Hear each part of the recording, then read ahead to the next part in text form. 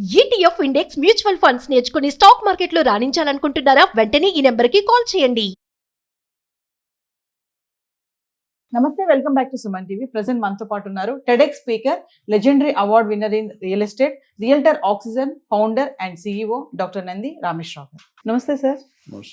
Sir, real estate గురించి మాట్లాడుకుంటే అమెరికాలో కొలాప్స్ అయిందని చెప్పేసి అంటున్నారు. అసలు అమెరికాలో హౌసింగ్ మార్కెట్ ఏం చెప్తుంది? ఎందుకు రియల్ ఎస్టేట్ అక్కడ కొలాప్స్ అవుతుంది అంటే రీజన్స్ ఏంటంటారు? రియల్ ఎస్టేట్ అనేది మనకి ఇండియాలో 2008లో బబుల్ బర్స్ట్ అంటాం.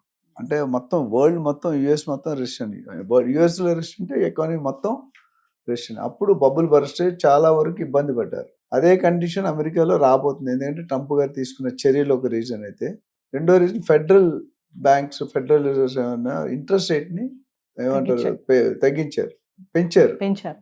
ఇంట్రెస్ట్ రేట్ పెంచితే లోన్లు కాస్ట్లీ అయిపోతాయి. హౌసింగ్ లోన్ కాస్ట్లీ అవుతుంది. కాస్ట్లీ అయితే కొనే వాళ్ళు తగ్గిపోతారు. ఒకప్పుడు ఉన్నదానికి ఇప్పటికి పెంచడం వల్ల బయర్స్ ఏదైతే లోన్ తీసుకుంటారో హౌసింగ్ లోన్, ఆ లోన్ మీద ఇంట్రెస్ట్ రేట్ ఎక్కువ, ఈఎంఐ రేట్ పెరిగిపోయి, ఈఎంఐ తాలూకా ఇన్స్టాల్మెంట్ కాస్ట్ పెరిగిపోతుంది. దాదాపు అమెరికాలో ఆస్టిన్ మెయిన్ ఎఫెక్ట్ అయింది. అలాగే ఆస్టిన్ తో పాటు టెక్సాస్, కాలిఫోర్నియా ఒక 22 నగరాలు, నాష్విల్, ఫినిక్స్, అట్లాంటా ఇవన్నీ కూడా ఎఫెక్ట్ అయినాయి. సో దీంట్లో ఏంటంటే 22 రాష్ట్రాల్లో 27% దాకా రేట్లు తగ్గాయి అనేది ఒక ఇన్ఫర్మేషన్. అయితే ఎందుకు తగ్గాయి అనేది, ఒకటి ఇంట్రెస్ట్ రేట్స్, ట్రంప్ తాలూకా నిర్ణయాలు, టాక్సేషన్, తారీఫు, యుద్ధాలు, ఇవన్నీ కూడా part of the show. So ఇప్పుడు ఏమైంది, ప్రొడక్షన్ వైజ్ చూసుకుంటే లాస్ట్ 1 yearలో 20% ప్రొడక్షన్ పెంచారు. అంటే కెపాసిటీ, ఇల్లులు కట్టడం కానీ ఇవన్నీ కట్టడం కూడా పెరిగినాయి. అండ్ ఆక్యుపెన్సీ తగ్గింది. ఆక్యుపెంట్ కొనుగోలుదారులు ఎక్కువ. ఇప్పుడు రెంటల్ అంటే టెనెంట్స్ తగ్గారు, ఇట్లా కొనేవాళ్ళు తగ్గారు. అప్పుడు ఏమవుతుంది, మనం గోల్డ్లో మాట్లాడుకుంటూ చెప్పాం, when there is high demand and supply is low, rate పెరుగుతుంది. When supply is more, demand is less, rate తగ్గుతుంది. ఇక్కడ కూడా అదే పరిణామం. సో మీరు ఏమైందంటే ఈ ప్రొడక్షన్ కెపాసిటీ ఆపుకుంటా ప్రొడక్షన్ చేస్తున్నారు. కొన్ని వేల లక్షల యూనిట్లు పెరుగున్నాయి. కొనేవాడు ఆక్యుపై చేసేవాడు లేడు, టెనెంట్. ఇప్పుడు అందుకని ఇప్పుడు ఆ రెంట్ కూడా ఏం చేశారంటే అమెరికాలో ఒక 10 వారాలు ఫ్రీగా ఉండమంటున్నారు. ఫ్రీగా ఇచ్చేస్తారు. అంటే ఇది ఎక్కడ కూడా మనకి ఇండియాలో ఇప్పుడు జరిగిన దాఖలాలు లేవు, జరగవు. కానీ అక్కడ అంటే ఇప్పుడు ఎట్లా అంటే మధ్యలో కో లివింగ్ లేదా డేటింగ్ లేదా అండర్స్టాండింగ్ అని ఒక పీరియడ్ పెట్టుకున్నారు. వెంకటేష్ గారి సినిమాలో 1 year నాతో ట్రావెల్ చేయడం మంచి, అట్లా 10 వారాలు మా ఇంట్లో ఉండి మీరు చూడండి, బాగుంటే ఉండండి లేదా లేదా, ఫ్రీగా 10 వారాలు అంటే ఆల్మోస్ట్ 2.5 months. ఇది పరిణామం. సో ఇదేమవుతుందంటే స్కేర్సిటీ తగ్గిపోయి, డిమాండ్ తగ్గిపోయి, అవైలబిలిటీ ఎక్కువైపోయి. సో దీని వైఖరి ఇప్పుడు ఎలా మాట్లాడితే ఇంట్రెస్ట్ రేట్లు మళ్ళీ తగ్గిస్తే పెరిగే సూచనలు ఉన్నాయి. దాదాపు December 26 వరకు ఇదే కొనసాగుతుంది అనేది ఒక రూమర్స్ కానీ ఒపీనియన్ కానీ మార్కెట్లో ఫీలర్స్ ఉన్నాయి. సో దీన్ని కంట్రోల్ చేయాలంటే president of America, main leaders, political system కానీ ఇవన్నీ కూడా మారాల్సిన అవసరం ఉంది. కంట్రోల్, బిల్డర్స్ కూడా పర్మిషన్ ఇచ్చేటప్పుడు ఆలోచించారు. మన డిమాండ్ అంతా, మనకి ప్రొడక్షన్ కట్టేదంతా. మనం ఇప్పుడు హైదరాబాద్లో ఒకప్పుడు చూసుకుంటే 1 lakh ఫ్లాట్స్ ఖాళీగా ఉన్నాయి, ఆక్యుపై లేకుండా. బిల్డర్స్ పెట్టేప్పుడు ఇక్కడ ఏమవుతుంది, దీనివల్ల బిల్డర్స్ అనేవాడు రేట్ డిమాండ్ చేయలేడు, మార్జిన్స్ పోయి break even, no profit no loss అంటారు, బ్రేక్ ఈవెన్ అండి.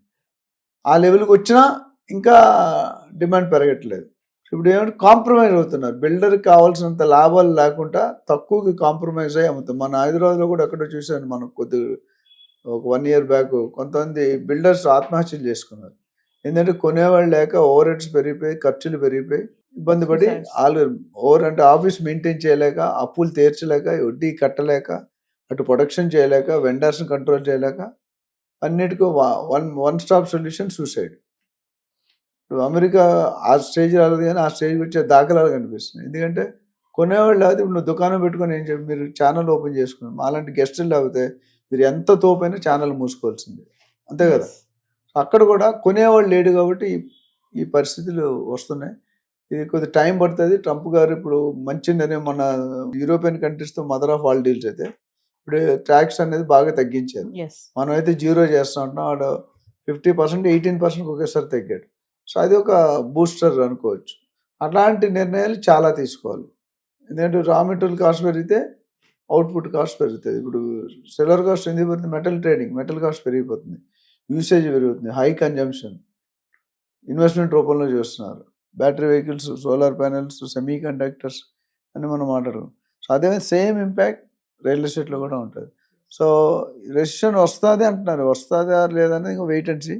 ఇంకో 10 నెలల నుండి 1 ఇయర్లో రెసిషన్ వస్తే అమెరికాలో బబుల్ బరస్ట్ అయిందంటే మనకు కూడా వర్తిస్తుంది. నేను చెప్పాను, ట్రంప్ గారు తుమ్మితే మోడీ గారు తుమ్మాలి, మోడీ గారు తుమ్మితే రేవంత్ రెడ్డి గారు తుమ్మాలి. ఇవాళ తుమ్ముతాడో లేదు ఎలక్షన్లోనే మనకి. అంటే అక్కడ రియల్ ఎస్టేట్ కొలాప్స్ అవుతుంది కదా సార్, ఆ ఇంపాక్ట్ మనకు కూడా ఉంటుందా? ఇప్పుడు తీగలాగితే డొంక కదా అని ఒక్క దగ్గర డెసిషన్ అయితే ఆ డెసిషన్ బైపాస్ అవుతూ ఉంటుంది. అంటే అంత సీరియస్గా అంతే అవుతుందంటే కొంత ఇంపాక్ట్ అయితే కనిపిస్తుంది, ఫుల్ ఇంపాక్ట్ కనిపిస్తుంది లేదని. ఎందుకంటే అక్కడ ఇంట్రెస్ట్ రేట్ పడితే మన దగ్గర కూడా ఇంట్రెస్ట్ రేట్లు మారే అవకాశాలు ఉన్నాయి. సో మనకి మేము 10-15 years బ్యాక్ లోన్ తీసుకున్నప్పుడు 12% ఉండేది హోమ్ లోన్, 11 to 12. ఇప్పుడు మనకి 7.5-8.లో ఉంది, అంటే 4%. అప్పుడు చాలా మంది ఎప్పుడైతే ఇంట్రెస్ట్ రేట్ తగ్గిందో కొనుగోలుదారులు ఎక్కువయ్యారు. సో ఓవరాల్గా చూస్తే హౌసింగ్ పడిపోవడం అంటే దాని ఇంపాక్ట్ మిగతా ఇప్పుడు పెట్రోల్ రేట్ పెరిగింది అనుకో ఇండియాలో, కూరగాయల రేట్లు పెరుగుతాయి తెలుసా? ఎందుకు? ట్రావెల్ చేయాలి, ఎక్కడో ఇంపోర్ట్ చేస్తారు, ఏదో రాష్ట్రం నుండి తెస్తారు. బట్ లారీ ఛార్జీలు పెడితే ఆ కాస్ట్ ఎవరు భరిస్తారు? పబ్లిక్ మీద వేస్తారు. ఎప్పుడు అమ్మేవాడు భరించడు, కొనేవాడే భరిస్తాడు. అట్లా అక్కడ కూడా బ్యాంక్ రేట్లు తగ్గితే కనుక వర్క్ చేస్తున్న దాని మీద ఆల్రెడీ ఆ ఫెడరల్ రిజర్వ్ అధ్యక్షుడు కూడా మార్చేసి కొత్త డిక్లేర్ చేశారు. లాస్ట్ టైం మనం చూసాం, మే జూన్ నుండి కొత్తవాడు వస్తాడు, పాతవాడి మీద ఒత్తిడి ఉంది, టర్మ్స్ కుదరట్లేదు. ఆయన నుంచి ఇంట్రెస్ట్ రేట్లు తగ్గిమంటాడు, వీళ్ళ నుంచి మార్కెట్కి అనుకూలంగా ఉండాలంటారు. సో ఈ లొల్లిలో డిస్కషన్ అనేది కొద్దిగా డిస్టర్బ్ అయింది. సో ఓవరాల్గా మనం we have to wait and see. Trump తీసుకునే నిర్ణయాలే ఇదంతా ప్రభావం అనుకోవచ్చు అంటారు. One of the major impact, ఎందుకంటే కంట్రీని నడిపేవాడు ఆయన. అమెరికా బిగ్ ఎకానమిక్ కండిషన్, అమెరికాకు ఉన్న ఎకానమీ ఎవరికి లేదు.